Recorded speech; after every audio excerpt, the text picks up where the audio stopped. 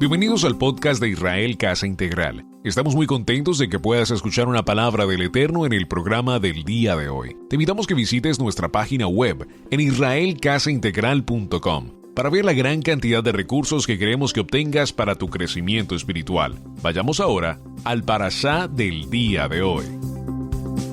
Amados hermanos, vamos a ir puntualmente a nuestro tema y les invito a que por favor abran sus Biblias, su Tanakh, en el libro de Números, Bamidbar, capítulo 19 a partir del verso 1 y avanzaremos hasta el capítulo 22, verso 1. Como lo anunció el pastor Johnny, nuestro tema de semana en este parashá es la parashá número 39, Jucat. Y esta palabra es muy interesante porque lo que significa es decreto. Sin embargo, tome nota porque lo vimos en el parashá de familia y no voy a profundizar allí, solo lo voy a mencionar. Esta palabra decreto está relacionada con tres aspectos importantes dentro de este parashá y todo el contexto de Torah. La palabra edot, escríbalo como se escribe en letra española, así, edot, th final. Esta palabra edot habla de lo que es testimonio. La palabra mishpatín también, ¿cómo funciona? Mishpatín tiene que ver con decretos desde el punto de vista de algunas cosas que el Eterno nos ordena y que como ordenanza del Eterno no tienen, o mejor, tienen un sentido común, práctico. Por ejemplo, el tema de los tzitzits, que para muchos hombres los tzitzits no estoy de acuerdo, o no me parece, o no me gusta. No es un asunto de que me guste o no esté de acuerdo, es una ordenanza del libro de Números, capítulo 15, verso 37, por lo tanto será una misbot que debemos cumplir, porque recuerden que estamos en fidelidad, en obediencia. Entonces es algo del sentido común de la ordenanza que debemos cumplir. Y finalmente tenemos el parashá con el título de hoy, Jucat, que lo que significa es leyes que de una u otra manera no tienen algún contexto muy claro dentro de la Biblia, si lo puedo decir entre comillas, tienen un misterio, y ese misterio pues llegará el momento en que ese misterio se va a revelar completamente. Este parashá es un parashá muy apasionante, muy interesante en muchos aspectos. Ayer avanzamos la primera parte en el capítulo 19, cuando el Eterno habla acerca de lo que tiene que ver con la pureza, la impureza, y básicamente lo que es el contexto de la vaca lazana, la vaca roja. Es un tema muy especial. Ayer creo que lo tratamos y los años anteriores lo he tratado un poco más en detalle, así es que por favor le invito para que vea nuestros parashá de años anteriores aquí en el portal de Israel Casa Integral, o por favor el parashá del día de ayer, parashá en familia, sobre el que avanzamos, repito, en este tema. Luego posteriormente en el capítulo 20 aparece un título en sus Biblias que nos habla del agua de la roca, otro tema también muy interesante, pero aquí solamente quiero mencionar dos aspectos.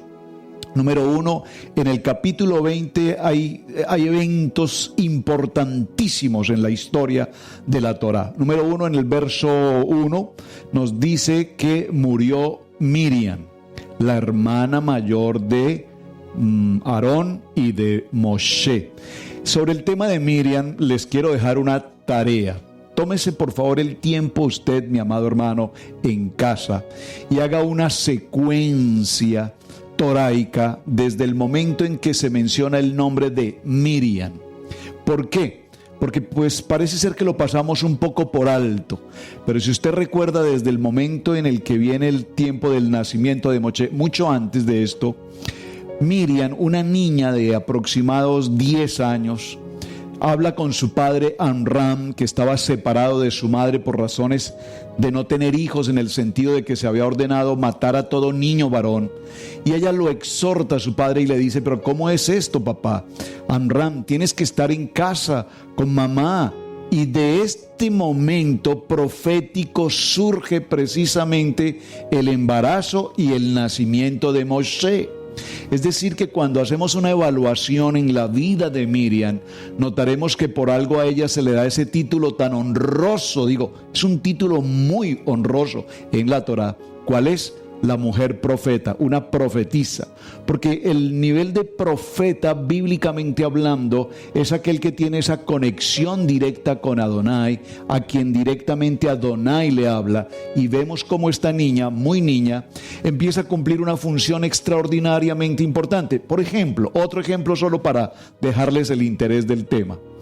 Cuando nace Moshe y viene el tiempo de estar un tiempo escondido en casa y finalmente no lo pueden guardar más, se prepara una canasta, usted recuerda, viene la brea, la protegen, y Miriam toma esa canasta y la lleva al río Nilo y la coloca entre los juncos, y precisamente esa canasta empieza un recorrido entre esos juncos y llega justamente al lugar donde se encuentra ¿quién?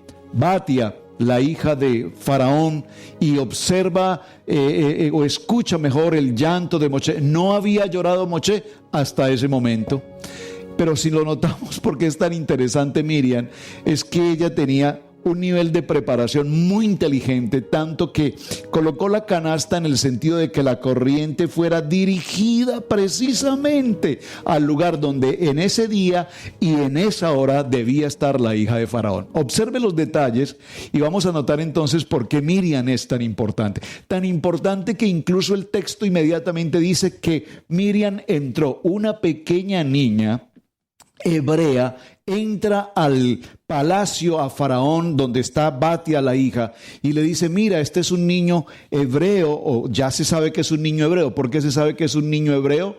Batia sabe que es un niño hebreo por razón del Brit Milá. Y ella le dice: mira, yo tengo a una señora que puede amamantar a este niño. Si tú lo adoptas y lo recibes, yo puedo traer a esta señora para que lo amamante.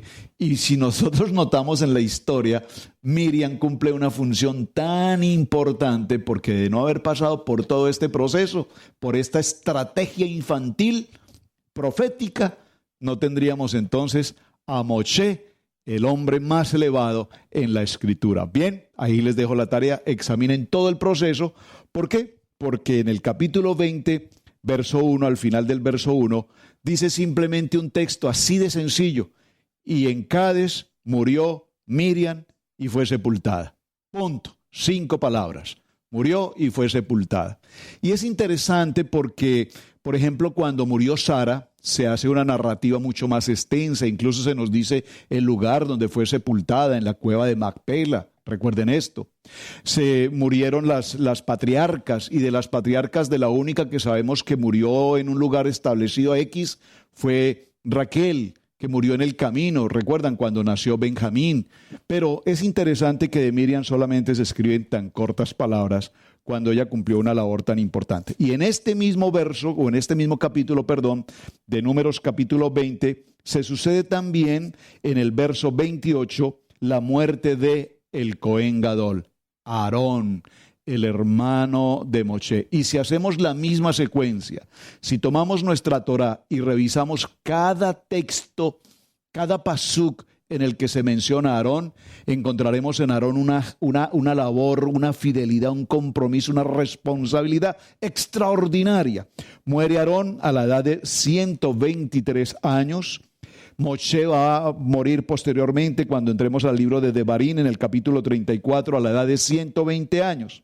Si calculamos que Miriam tenía entre 10 a 12 años cuando se sucedió toda esta historia de Moshe, y Moshe murió a los 120 años, podríamos pensar que si le sumamos 120 años de Moshe más 10 años de la niña cuando pasó esta historia, podríamos calcular que más o menos Miriam murió a una edad de unos 130 años. Interesante, muy interesante, porque Sara murió a la edad de 127. Son datos y detalles que la Torá nos narra, repito, muy interesantes.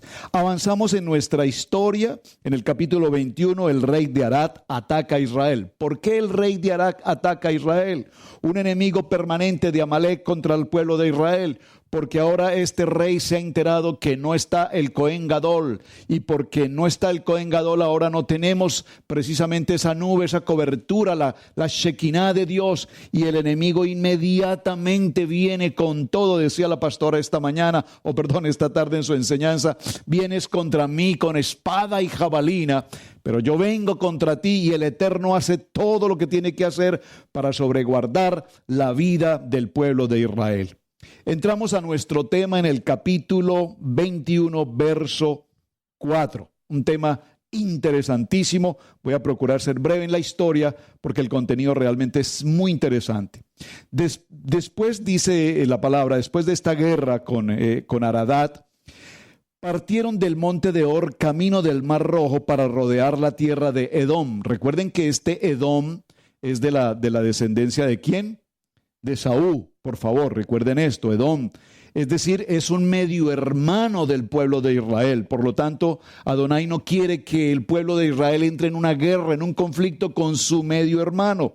Así es que ellos se ven en la necesidad de rodear la tierra, es decir, no entrar directamente a la tierra de Edom, sino buscar una forma de cómo pasar hacia el recorrido en otra dirección. Muy bien, el pueblo de Israel habla contra Dios y contra Moisés. Observen, mis amados hermanos, en todo lo que hemos compartido en los parashá anteriores, hemos encontrado que esto no es novedoso ni es extraño que pase, que el pueblo de Israel en todo momento se levanta, critica, murmura. Recuerden la Shonará, recuerden el Yeser Arad, está atacando, está acusando, está juzgando, está inconforme, no se acomoda, no le parece, esto no me gusta, esto no es así. O sea, que ese pueblo de Israel, duro de servir, hace 3,500 años, es el mismo pueblo que tenemos presente justamente hoy. Nada nos parece, no estamos de acuerdo, el gobierno no me parece, la política no me parece, la economía tampoco me gusta, esta situación no estoy de acuerdo, esto no debería ser así, yo tampoco creo que esto, y estamos exactamente igual. Es decir, nada ha cambiado. Había un programa de televisión hace mucho tiempo, en mi época, hace algunos años, que decía lo mismo que antes, y esto es lo mismo que antes. ¿Algunos lo vieron? Seguro que sí. Muy bien, ¿qué pasó con este pueblo? No solamente ahora se quejan contra Moshe, ya Aarón ha muerto, sino que ahora se quejan la Shonará directamente contra Adonai. Y aquí sí estamos frente a un problema extremadamente delicado. Hay un texto de un libro que me gusta tanto, la lectura de ese libro dice: cuando las cosas que Dios hace no tienen sentido. Y pareciera ser que cuando Dios hace cosas, nosotros siempre decimos: a mí no me parece, ¿por qué Dios permite esto? ¿Pero por qué Dios permitió esta situación? ¿Pero por qué Dios permitió esta circunstancia? Y muchas de las cosas se suceden y nosotros hemos aprendido una frase típica: es que el enemigo se levantó contra mí. Es que Satán, bueno, no me gusta usar el nombre y menos en la enseñanza, en el púlpito, pero es que el enemigo se levantó contra mí. No es el enemigo, es simplemente la consecuencia de tu desobediencia, la desobediencia de querer hacer las cosas a tu manera, conforme a tu cultura, tu costumbre, tu manera de pensar, tu manera de ser. Y cuando vivimos de esa manera, bajo nuestra voluntad, entonces tenemos consecuencias. Por lo tanto, ahora el pueblo de Israel se levanta directamente contra Adonai y contra Moshe, y eso trae consecuencias. ¿Por qué nos hiciste subir de Egipto para que muramos en este desierto? Pues no hay pan ni agua y nuestro nefesh tiene fastidio. Atención, por favor, subráyelo, síganme en la lectura, por favor. Estoy en el verso 5. Y nuestro nefesh, nuestra alma, recuerden que lo vimos con los varones en la enseñanza, la garganta tiene fastidio de este pan tan liviano. Esa palabra pan tan liviano en hebreo es lehem hakolekel, que significa pan barato, pan despreciable. ¿Y a qué pan barato y a qué pan despreciable se refiere el pueblo de Israel? ¿El pueblo escogido? Pues nada más ni nada menos que al maná del cielo. Al maná, al pan divino, al pan celestial, a la provisión que el Eterno les había enviado. Y esto es muy interesante, hermanos, porque ese maná, según se puede establecer a través de los jajamín, concluyen que ese maná, ese pan, ese tipo de alimento que el Eterno envía, es tan, ¿cómo lo puedo decir, pastora? Proteínico, ¿está bien? Proteínico, tan alimenticio, tan saludable, que es 100% digerible. Es decir, que no necesitas del baño. Es un alimento que cuando viene a nuestro cuerpo nos alimenta al 100% en todo el sentido de la palabra. Hoy cuando nosotros consumimos alimentos, comemos determinado tipo de alimento para tener cierta fuerza o mejor vitamina. Tenemos vitaminas A, B, C, y cuando vamos a los supermercados hay de todo tipo de vitaminas y tú tienes que tomar las que te correspondan. Pues bien, todo eso junto era el maná, el alimento del cielo.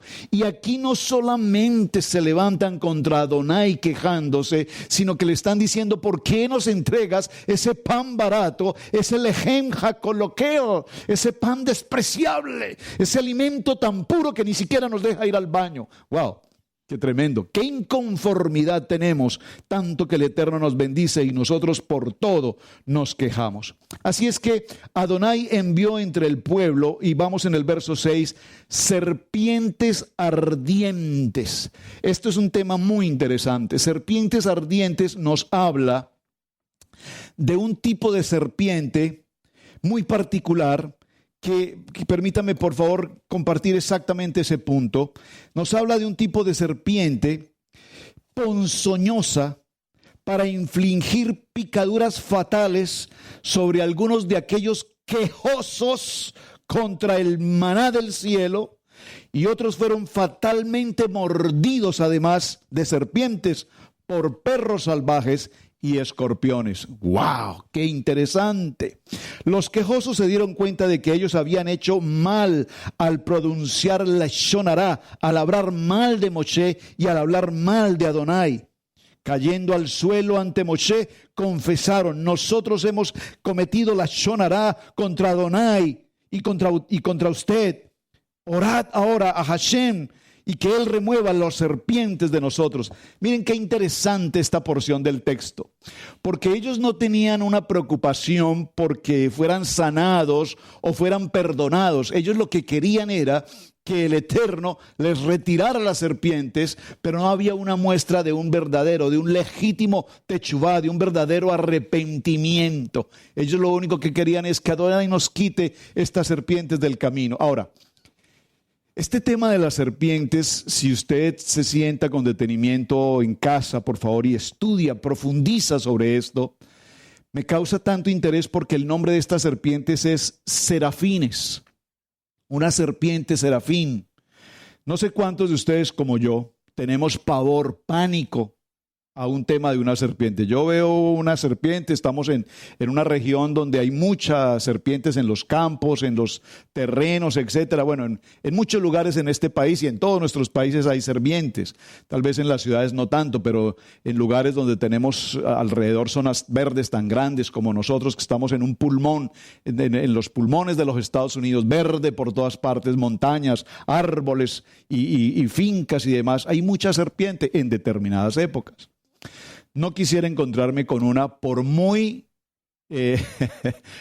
mansita que sea. Alguien dice: no, es que esa serpiente, ella no hace nada. Pues así no haga nada, no quisiera cruzarme con una de ellas. Pero estas serpientes serafines, no estoy hablando de una serpiente de 30 centímetros o 1 o 2 pies de largo. Estoy hablando de serpientes muy grandes, inmensas, que como su nombre lo indica, serafines, tenían la particularidad de saltar. No sé si puedo decir saltar, la palabra sea correcta, saltar, pero por lo menos se podían lanzar, casi que volar de un lugar a otro. Y también a su vez su picadura producía un quemor. La palabra quemor no creo que esté bien. Queman a la persona de tal manera que la persona, al recibir la mordida de esta serafín, su cuerpo empieza a arder. La persona siente que se quema completamente y muere.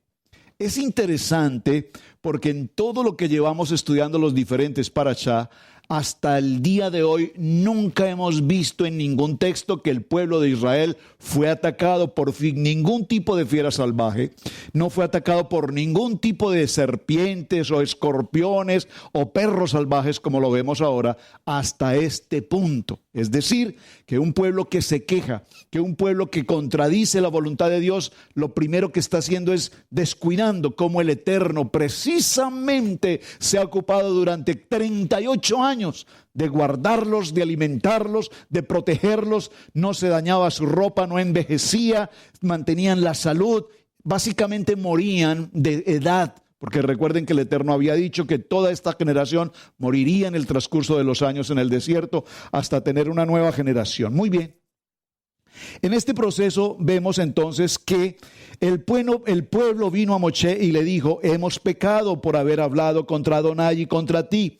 Rogamos a Adonai, ruega a Adonai que quite de nosotros estas serpientes. Y Moshe, recuerden quién es Moshe, ese hombre manso, ese hombre tranquilo, ese hombre apacible que cometió errores. Por supuesto que ha cometido errores, y uno de esos errores se sucede precisamente aquí, y esto le causa en el capítulo 20, verso 12, y Adonai le dijo a Moshe y a Aarón: por cuanto no creíste en mí para santificarme delante de los hijos de Israel, por tanto no no meteréis esta congregación en la tierra que les he dado. Aquí hay un pago a una situación que se sucede con la vida de Moshe y con la vida de Aarón frente a una orden que el Eterno les había entregado, a un jukot que el Eterno les había entregado. Muy bien, seguimos leyendo entonces. Moshe ora por el pueblo, de tal manera que sea quitada esta situación, que sea quitado este problema de muerte, pero no vemos un legítimo o sí un verdadero arrepentimiento. Si hay un verdadero techuvá del pueblo de Israel aquí, los hemos visto cuántas veces se levanta Corá, se levantan contra el pueblo, se levantan contra Moshe, viene el castigo de parte de Dios, se abre la tierra, consume a 250, luego quema físicamente, hay un fuego que quema a 14,750 más. El pueblo ve todo lo que está sucediendo con todos aquellos que se levantan, que murmuran, que se quejan, y sin embargo este pueblo sigue quejándose nuevamente, y lo hemos visto una y otra vez consecutivamente. Entonces nos preguntamos: pero si es que este pueblo no aprende la lección. Como dice la pastora, una frase que tiene, a ver si me recuerdas, pastora: quien se golpea 2 veces con la misma piedra merece quebrarse la cabeza. Este pueblo, ¿cuántas veces se ha golpeado con la misma piedra? La shonará, murmurar, criticar, quejarse. Bueno, entonces Adonai dijo a Moshe: hazte una serpiente ardiente y ponla sobre un asta, y cualquiera que fuere mordido y mirare a ella, vivirá. Es interesante porque vimos en el video introductorio ese símbolo de la medicina. Ese símbolo de la medicina es interesante, viene de aquí precisamente, porque en el símbolo de la medicina el asta con la serpiente enrollada está hablando típicamente de este punto, pero el propósito es ¿cuál? Que los médicos, el servicio médico en general, incluyendo los hombres de emergencias y ambulancias y todo este grupo médico, ellos cuando ejercen su labor en una emergencia, en un accidente, en un tipo de atención inmediata, en un 911, como se dice acá, en una emergencia, entonces ellos son como intercesores. Ellos son hombres que están acudiendo a la persona necesitada con el fin de transportarla, de llevarla al especialista, y ese médico especialista que ha hecho un juramento además respecto a su labor como profesional de la medicina de salvar la vida. Entonces aquí la palabra dice: y todo aquel que haya sido mordido, que evidentemente va a morir, porque es una mordedura de muerte, es una víbora. Entonces vamos a recordar que esta víbora reúne o cumple ciertos requisitos. A ver, vamos a por un principio. Recordemos, ¿qué sucedió en el huerto del Edén? El varón y la varona, Adán y la varona. Recuerden que hasta ahí no era Eva, la varona. Adán y la varona, porque quien dio el nombre a la varona fue Adán. después de las consecuencias del pecado. Pero la varona, estando en el huerto, está frente al árbol de la vida y frente al árbol del conocimiento. Y allí aparece una figura que conocemos ¿cómo la conocemos? Como la serpiente. Y esa serpiente, la víbora, ¿qué hace? Según el relato de Bereshit, habla con la varona. ¿Cuál fue el error de la varona en el huerto del Edén? Hablar, escuchar, dialogar, entrar en comunicación con la víbora. Porque la víbora, ¿qué hace? La víbora muerde. Y cuando la víbora muerde, ¿la víbora qué hace? Produce veneno. Y al morder, la víbora mata. ¿Qué produce la boca? La boca produce veneno cuando hablamos lashon hara. Cada vez que de nuestros labios salen palabras inapropiadas, vulgares, mentirosas, engañosas, burlonas, fastidiosas, ofensivas, pillorantes, como lo quiera llamar, colócale el adjetivo que quieras colocarle, allí hay una lengua viperina. ¿Estamos bien, pastora? ¿Vamos bien hasta allí? Una lengua viperina es una lengua de veneno, el testigo falso, el que dice algo que no es la verdad, el que comenta sin ninguna necesidad, porque así sea verdad, no tiene por qué mencionarlo. Es una lengua viperina, de ahí viene la expresión de lengua viperina, una lengua como la serpiente que se suelta, que saca esa lengua y lleva el veneno y lleva la lonshara, la lashon hara y produce muerte. Primera escena de la víbora en el huerto del Edén. No es verdad lo que Dios dijo, eso no es así, tú puedes comer del huerto, mira estas delicias de frutas que tenemos aquí, pruébalas, dale de probar a tu esposo y verás que sus días serán prolongados y ustedes serán como Dios. La víbora habló lashon hara, retó a Dios, fue contra Dios y trajo como consecuencia el pecado y la expulsión del huerto del Edén a tanto al varón como a la mujer. ¿Hasta ahí vamos bien? ¿En qué otra escena encontramos la víbora? La encontramos típicamente en Egipto. Cuando Moshe y Aarón se encuentran frente a Faraón, si usted ha visto alguna de las películas muy interesantes que hay sobre el tema, recordarán que muestran a un faraón con una, ¿cómo puedo decirlo?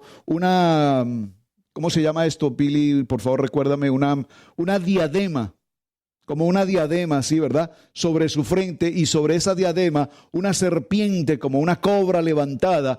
Y esto nos tipifica en Egipto, nos tipifica a la diadema de la serpiente como que Egipto es regido, es guardado por una idolatría a la serpiente.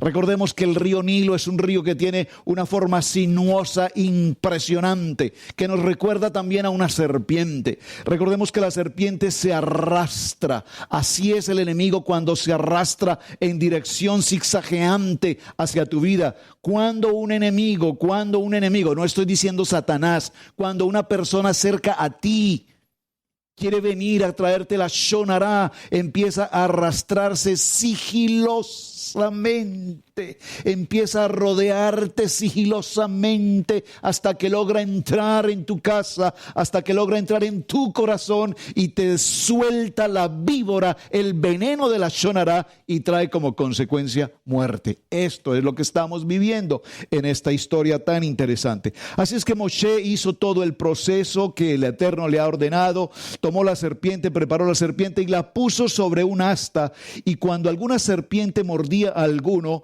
miraba a la serpiente de bronce y la persona vivía. Aquí solamente vamos a concluir de una manera muy práctica y sencilla, resumiendo lo siguiente. Es interesante notar que Hashem no le dijo a Moshe de qué material construir precisamente a la serafín, a la serpiente. No obstante, un hombre sabio nos dice lo siguiente: Moshe entendió, Hashem ciertamente quiere que yo haga una serpiente semejante a una serpiente viva. El cuerpo y el cuello de una serpiente serafín tienen una apariencia cobriza. Más aún, el mismo nombre, observen esto, el mismo nombre, Nahash de serpiente está muy relacionado con el nombre Nehoshet. Son dos nombres muy cercanos, muy parecidos en hebreo, que significa cobre. Observen, en hebreo la palabra Nahash es serpiente y en hebreo la palabra cobre es Nehoshet. Por consiguiente, haré la Nahash de Nehoshet antes que de oro o de plata. O sea, la decisión la tomó Moshe, fue quien determinó que él haría esa serpiente con ese tipo de material. Moshe trajo un poste, arrojó a la serpiente en el aire y milagrosamente cayó y permaneció en la cima del poste. La palabra de Hashem se hizo realidad. Quien quiera que tenga una verdadera techuvá, por favor subraye, quien tenga una verdadera techuvá, un verdadero arrepentimiento y mira a la serafín, permanecerá vivo. La serpiente de cobre de Moshe fue perseverada por Israel durante casi 700 años y fue conocida como Nehushtan, dando que retenía un poder curador al que el pueblo idolatraba. El pueblo de Israel convirtió a esta serpiente, a esta imagen, si puedo decirlo de esta manera, en un aspecto idolátrico totalmente, hasta el momento de que el rey Ezequiel, acompáñenme un momento por favor al libro de Ezequiel. En el capítulo 2, tome nota de este texto, léalo conmigo porque es muy interesante. Ezequiel capítulo 2, libro de Ezequiel capítulo 2, vea conmigo por favor el segundo libro de, capítulo 18, ¿Perdón? Sí, Ezequiel capítulo 18, verso 4. No, estoy mal en la cita, perdónenme. Es que como está en hebreo, mi hebreo todavía no está muy bien, tengo que corregirlo. Es segundo libro de Reyes, segundo de Melahim. Gracias. Segundo libro de Melahim, segundo libro de Reyes. En el segundo libro de Reyes, vamos a segunda de Reyes, ahora sí, segundo libro de Reyes, capítulo 18. Lo tengo en el texto, pero quiero buscarlo en mi Biblia. Segundo libro de Reyes, capítulo 18, verso 4. ¿Lo tienen? 18:4. ¿Están todos allí? Léalo conmigo porque este texto es interesantísimo. Dice, segundo libro de Reyes, capítulo 18, verso 4. Déjeme llegar, por favor. Ya estoy aquí. Muy bien. Dice, Ezequías, en el tercer año de Oseas, hijo de Elá, rey de Israel, comenzó a reinar Ezequías, hijo de Acaz, rey de Judá. Cuando comenzó a reinar era de 25 años y reinó en Jerusalén 29 años. El nombre de su madre, hizo lo recto ante los ojos de Adonai conforme a todas las cosas que había hecho David su padre. Él quitó los lugares altos, verso 4 del capítulo 18, segundo libro de Reyes. Quitó todos los lugares altos, quebró las imágenes y cortó los símbolos de acera e hizo pedazos la serpiente de bronce que había elaborado Moshe, porque hasta entonces le quemaron incienso los hijos de Israel y la llamó Nehushtan, esto es una cosa de cobre. Hasta este tiempo el pueblo de Israel había convertido esta imagen en un aspecto totalmente idolátrico. Y por favor, mis amados hermanos, ¿por qué quise detenerme un momento en este punto? Porque la idolatría es uno de los 3 mayores pecados que un pueblo creyente toraico podría llegar a cometer.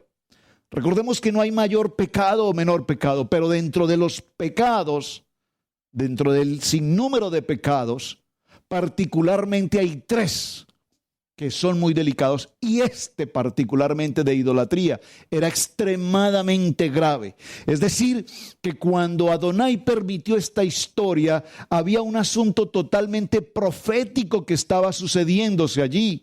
Y vamos a cerrar entonces en este punto. Cuando Moshe preparó la serpiente de bronce y la puso sobre el asta, y sucedía que cuando una serpiente mordía a alguno y éste la miraba a la serpiente, entonces la persona vivía. El texto hebreo que se usa aquí nos dice que había que mirar con detenimiento hacia arriba, hacia lo alto, hacia la parte superior. Y el libro de Juan, capítulo 3, verso 14 y verso 16, por favor, vaya conmigo a su Biblia y léalo puntualmente conmigo en su Biblia y subráyelo, por favor. Evangelio de Juan, capítulo 3, verso 14 y verso 14 al 16. Léalo conmigo, por favor. Juan, capítulo 3, verso 14 al 16. ¿Lo tienen todos?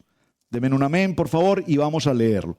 Evangelio de Juan, capítulo 3, verso 14 al 16, dice la palabra: y como Moshe levantó la serpiente en el desierto, así es necesario que el Hijo del Hombre sea levantado, para que todo aquel que en él cree no se pierda, mas tenga vida eterna. Porque de tal manera amó Adonai al mundo, que ha entregado a su Hijo unigénito, para que todo aquel que en él cree no se pierda, mas tenga vida eterna. Y esta palabra aquí, a todo aquel que en él cree, significa a todo aquel que confiesa con su boca, que cree en su corazón, que esta palabra que el Eterno levantó a su Hijo Yeshua HaMashiach, para que todo el que en él crea sea salvo. Ahora, esta acción de todo aquel en el que crea, todo aquel que en él crea, tiene que ver con conocer de la Torá, de amar la palabra, aprender la palabra y vivir la palabra, siendo un testimonio vivo de esa palabra. Porque todos o mucha gente tiene en su corazón el pensamiento de que pueden vivir una vida completamente en el mundo, perdidos en la falsedad, en el orgullo, en la vanidad, en sus deleites y placeres, y que finalmente cuando tengan el último segundo de vida, ya para fallecer, para partir de este mundo, entonces dicen: yo creo, oh Yeshua, yo creo y soy salvo. Pues mis amados hermanos, el punto es que tú no sabes cuándo será ese último segundo. Yo no sé cuántas personas que hoy están pasando por esta circunstancia del virus positivamente en un hospital, rodeados de todo tipo de mecanismos de salvavidas, inyectados con tantas cosas que les colocan, respiradores artificiales, etc. Yo no sé cuándo una persona en una condición como esa tenga la oportunidad de decir: yo creo. Estamos a tiempo de decir: yo creo. Estamos a tiempo de tomar la palabra, de vivir esa palabra y hacerla parte integral de nuestra vida. Porque cuando esa cruz se levantó, nosotros no idolatramos esa cruz, nosotros no idolatramos al que estaba en esa cruz, porque nosotros sabemos que de esa cruz Él pagó un precio y fuimos redimidos. Y se hizo expiación de nuestro pecado para que seamos salvos, y a través de Él viene la resurrección, y lo que nos hace a nosotros ser firmes y fieles en este proceso del estudio de la Torá es saber que el Hijo de Dios, en un ejad, el Hijo de Dios murió y resucitó. Entonces nosotros levantamos nuestros ojos, no al asta. Nosotros levantamos nuestros ojos a nuestro Adonai, al Padre Eterno, para con nuestro corazón decirle: gracias, Eterno Padre, porque enviaste a tu Hijo por mi pecado y por su vida entregada en esa cruz, hoy soy salvo.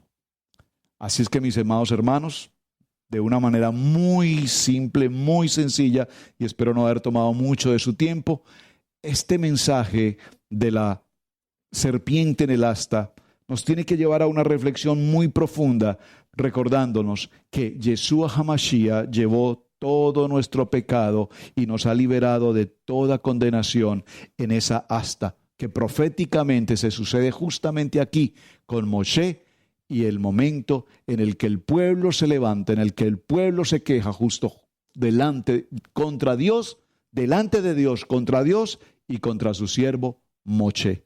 Que no cometamos ese mismo error, hermanos, de quejarnos, de estar a todo momento condenando las circunstancias, la gente, el entorno y lo que a diario vivimos. Mis amados hermanos, muchísimas gracias. Este es el tiempo de nuestro Parashá Jucop de esta semana. Hay muchos temas por tratar. Yo les invito, nunca se quede con los pocos minutos que tenemos aquí. Avance, por favor, usted en su lectura. Escudriñe usted su Biblia. Avance con los temas que hay allí. Y de verdad vamos a encontrar la profundidad de la palabra. Shalom, shalom. Esperamos que el podcast del día de hoy haya sido de gran bendición para tu vida. Te invitamos que visites nuestra página web y nos dejes tu testimonio en nuestra esquina de testimonios. Son millones de personas las que son bendecidas por el ministerio que el Eterno ha puesto en Cherryville, Carolina del Norte. Déjeme recordarle que es un gran privilegio servir al Eterno. Shalom.